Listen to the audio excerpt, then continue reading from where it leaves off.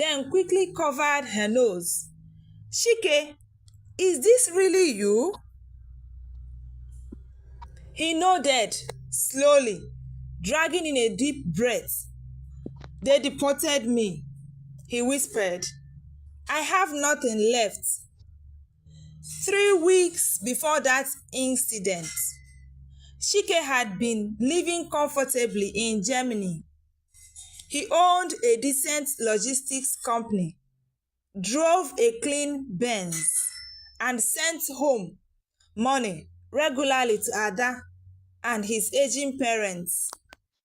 But lately, something didn't sit right with him. Each video call felt colder.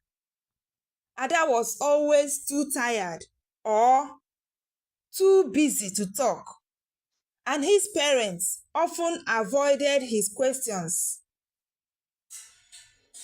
Then a neighbor hinted that Ada might have another man coming around when she thought no one was watching. So Chike made a bold, risky decision. He returned home quietly, without warning, dressed in second-hand clothes, and with nothing but a small backpack. He told everyone he had been deported, stripped of his job, money, and dignity. He wanted to see for himself who truly cared for him without the shine of money. From the day he returned, life became a test. Ada, who once used to call him my honey, my crown, now barked at him like a street dog. She refused to serve him food, complained about his smell, and made jokes about his fall from grace to her friends. Chike's parents weren't much better.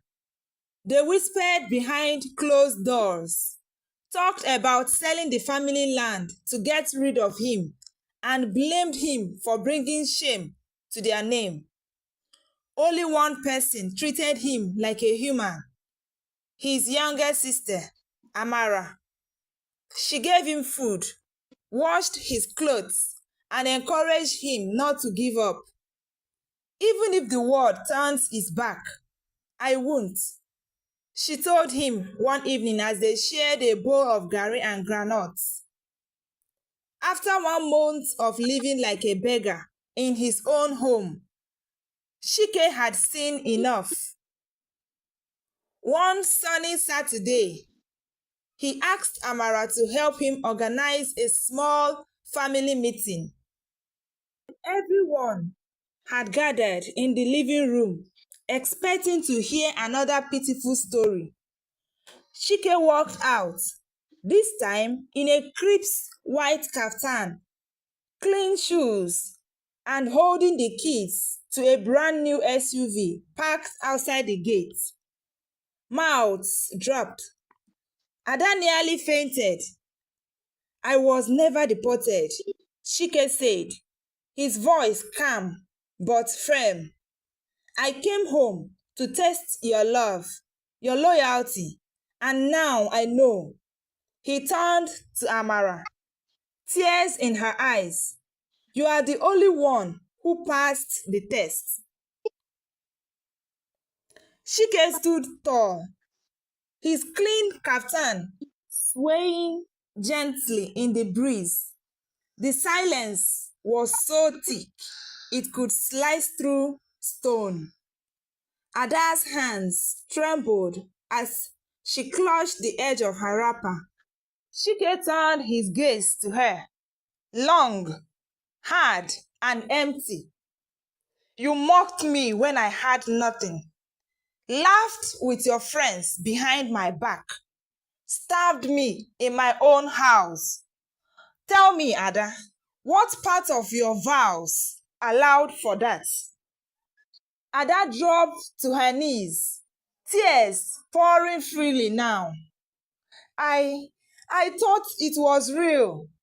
I thought you have lost everything. I was scared.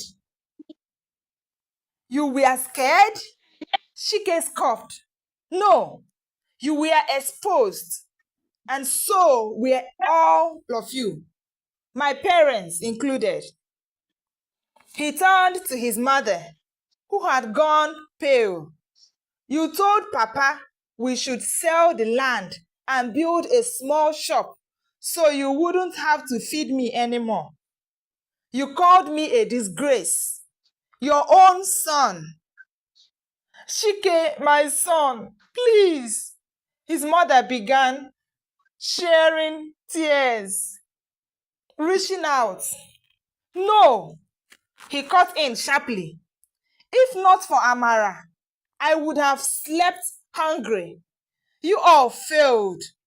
You all failed. You didn't just fail me. You failed yourselves. As for this house, I bought it under my company's name years ago. Effective from today, you all are tenants. If you want to stay, you will pay rent. If you can't, you will have to leave. His father's mouth hung open. You will do that to your own blood? Chike looked straight in his eyes.